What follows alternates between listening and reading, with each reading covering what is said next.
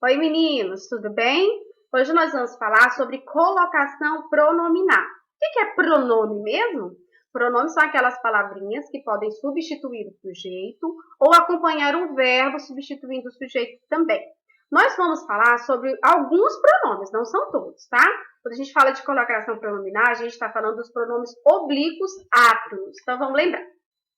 Existe pronome pessoal do caso reto, eu, tu, ele, ela, nós, vós, eles ou elas. E também tem o caso oblíquo, que são esses pronomes aqui, ó. Me, te, se, nos, vos, lhes, os e as. São chamados de pronomes oblíquos átonos, porque eles não recebem acentos, tá? Tem outros pronomes oblíquos também. A gente está falando desses pronomes que são eles que acompanham os verbos nas colocações pronominais. E aí existem algumas regrinhas para se usar esses pronomes na oração, tá bom? Existem 3 tipos de colocação pronominal. Próclise, olha que nome lindo. Próclise, mesóclise e ênclise. Próclise vem antes do verbo, quando eu uso o pronome antes do verbo, existem regras para isso. Mesóclise, quando eu uso no meio do verbo. Como assim, professora, no meio do verbo? Existe. Não é muito usado, não, hoje em dia. É usado mais a próclise e a mesóclise. Mas já se usou muito e ainda em algum contexto muito culto, em poemas ainda se usa a mesóclise, tá? E a ênclise, que é o verbo, que é o pronome depois do verbo. Então, nós vamos aprender as regrinhas de como eu devo usar antes, como eu devo usar depois, e aprender em que contexto eu posso usar ele no meio, tá? Primeiro, nós vamos falar sobre próclise. Como o próprio nome já diz, pró vem antes. Lembra do pré? Pré. Então, quer dizer que vai vir antes do verbo, tá? Então, observe esse exemplo aqui comigo.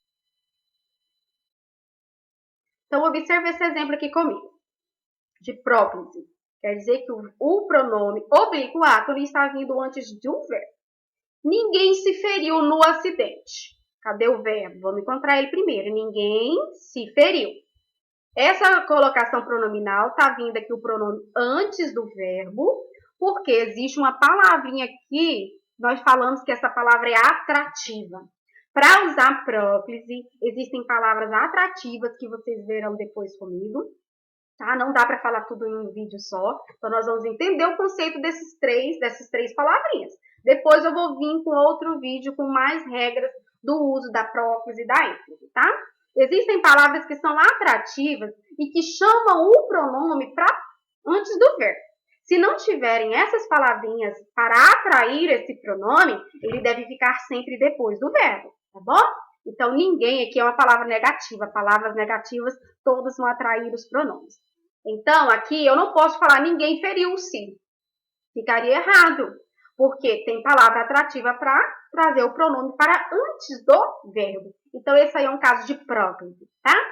A mesóclise, ela é uma forma muito culta de ser usada, pouquíssima usada. Era muito mais usada lá no português de Portugal, muito mais usada do que aqui no Brasil. É um caso em que o verbo átono oblíquo vai vir no meio do verbo. Se você observar, se a gente tirar ele do meio do verbo, vai ficar uma forma no futuro normalmente. Normalmente é usada no futuro. Ó, quando chegar, dar-te-ei algumas explicações. Dar-te-ei. Se eu tirar esse ti aqui do meio, vai ficar a forma darei. Quando chegar, darei algumas explicações. E aí, esse ti aqui está indicando para quem você vai entregar. Darei a quem? Você vai dar essas explicações a quem? Dar-te-ei, ou seja, darei a você. Então, é uma forma muito incomum no Brasil de ser usada, porque ela é muito informal, tá? Mas se acaso aparecer, é mais fácil também, que fica muito claro. A única regra que se tem é que geralmente é usado no futuro, né? No pretérito do futuro. A ênfase, como o próprio nome já diz, né? Depois do verbo, porque próclise é antes, ênfase depois. É quando vai haver regrinhas para que o pronome tenha que vir depois do verbo. Então, existem algumas regrinhas para se usar a ênfase. Por exemplo, no início de frase, eu jamais posso começar com o pronome oblíquo. Esse negócio de falar que te amo, te ligo, lhe desejo, tá tudo errado. Se você falar assim, tá falando errado, tá? É desejo, lhe, liga-me, telefona-me. Esse pronome tem que vir depois quando vier no início de uma oração. E a oração, ela não é só no início da frase, não. Pode ser depois de uma vírgula, depois de um ponto final, tá bom? Olha o exemplo que nós temos aqui. Hoje, vírgula, tá vindo depois de uma vírgula, tá vendo? Sinto-me melhor. Então, esse me, ele obrigatoriamente, ele tem que vir depois. Obrigatoriamente, essa frase tem que estar no modo de ênclise, porque depois da vírgula eu não posso começar com esse me aqui, ó. Não posso jamais, tá? É a mesma coisa de iniciar uma oração. Depois de uma vírgula, depois de um ponto final, depois de uma exclamação, depois de uma interrogação, nunca comece com um pronome oblíquo, tá? Por exemplo, se essa frase, tira o hoje é só um advérbio, né? Se essa frase começasse aqui, você poderia colocar me sinto, hoje me sinto melhor da gripe. Coloquialmente falando, na oralidade, tudo é permitido, porque o nosso Brasil ele é cheio de diversidade e variações linguísticas. Cada região fala de um jeito, e não quer dizer que quem fala correto é melhor do que ninguém, porque nós temos, ó, múltiplas variações linguísticas, né? Agora, você vai falar me sinto, não estou me sentindo bem, né? Me liga, me telefona, não tem problema na oralidade, tá? Essas regras são para a hora da escrita, porque a escrita pede algumas formalidades, tá? Então, você vai falar sinto-me, ao invés de falar me sinto, tá? Na próxima aula, eu vou trazer quais são as regras para ser usado próclise e para ser usada a ênclise. Existem várias regrinhas.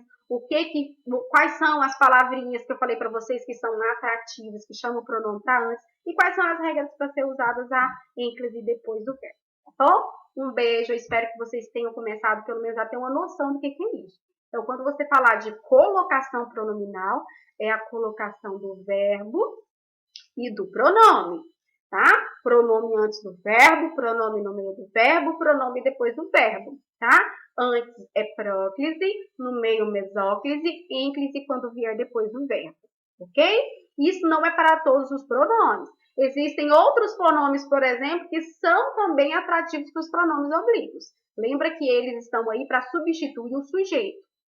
Você falou do sujeito e depois, para não citar ele novamente, você usa um pronome para se referir a ele, né? João foi ao supermercado, né? Chegando lá, encontrou-na. Esse na está se referindo a alguma mulher, não tá? Porque ele tá fazendo referência a uma mulher. Encontrou-na, escolhendo maçã. Quem será que ele encontrou? Esse na, ele está fazendo referência a uma mulher. Certo? Então, os pronomes oblíquos, eles são usados para se referir a um sujeito, alguma pessoa já dita, ou alguém que já foi citado no texto, tá bom? Um beijo, até a próxima aula. Tchau, tchau.